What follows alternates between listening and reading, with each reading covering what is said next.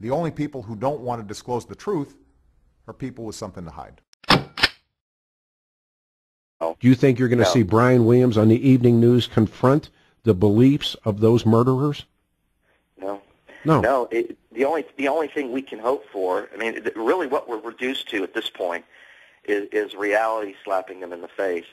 And that's, you know, you have a series of you have different leaders. You know, you have I think we talked about this briefly. We have the David Cameron wing and the Tony Abbott wing versus the Marine Le Pen and the Geert Wilders wing. People that are willing to admit the truth and those who are continuing to live in denial and govern that way. But I think with Barack Obama, what we've got is somebody who embraces this stuff. Sure. He's not somebody that's in denial, and he's not somebody who's confronting it. I believe he's someone who's embracing it. See, I am, and proudly say this, and have said it now for 7 years, I'm a birther. I don't know who this guy is. I have no clue. I have no idea who he is. I have no idea what he believes. Everything about his life has been suppressed. You and I have spoken about this before. So, you know, he's a Rorschach test. You will see in him what you may. You will see in what you might. But certainly, as a little boy, as a young man, he has danced with the faith. In fact, there's been numbers of occasions. Remember, Stephanopoulos covers down for him. Reverend Wright makes that statement, how he found a way to blend Barack Obama's Islamic beliefs into Christianity. I mean, this guy is clearly, he did not attend a madras, but he attended religious school, and we know that part of it. But the rest of it is simply coin toss belief. You're right. If you go back and you look at his voting records, foreign policy decisions, even after the Brotherhood seizes power in Cairo, he is still sending battle tanks and fighter jets.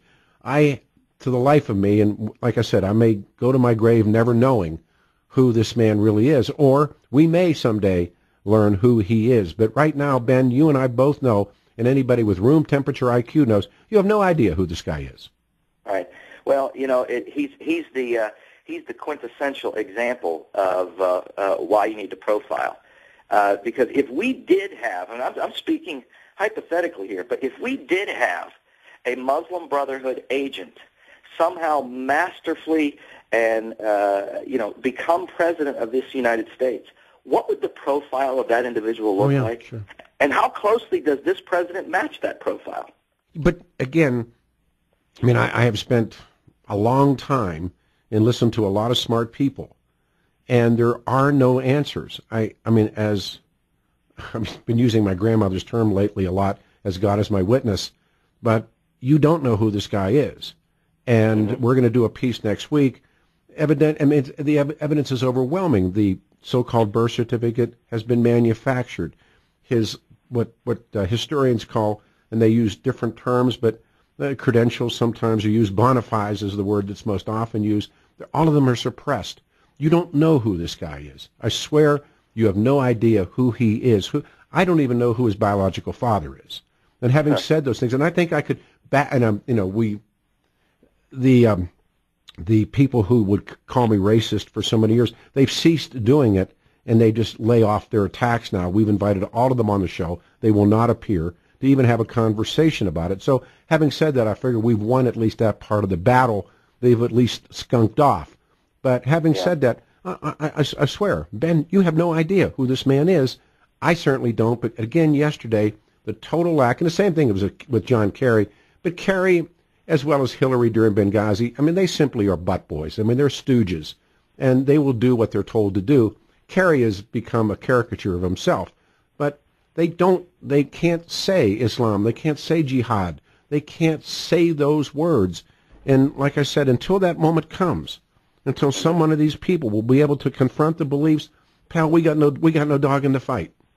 Yeah, well, it's amazing how history does repeat itself. I saw a very short clip of Neville Chamberlain this morning announcing that he was resigning, that he had sought an audience with the king and announced his resignation and announced that Winston Churchill would be taking over.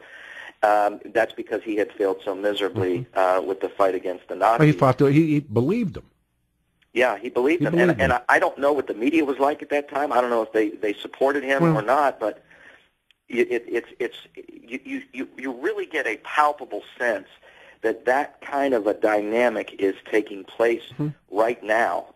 You just don't know what event or events is going to shift, the collective paradigm. You just don't know what it is. It's coming.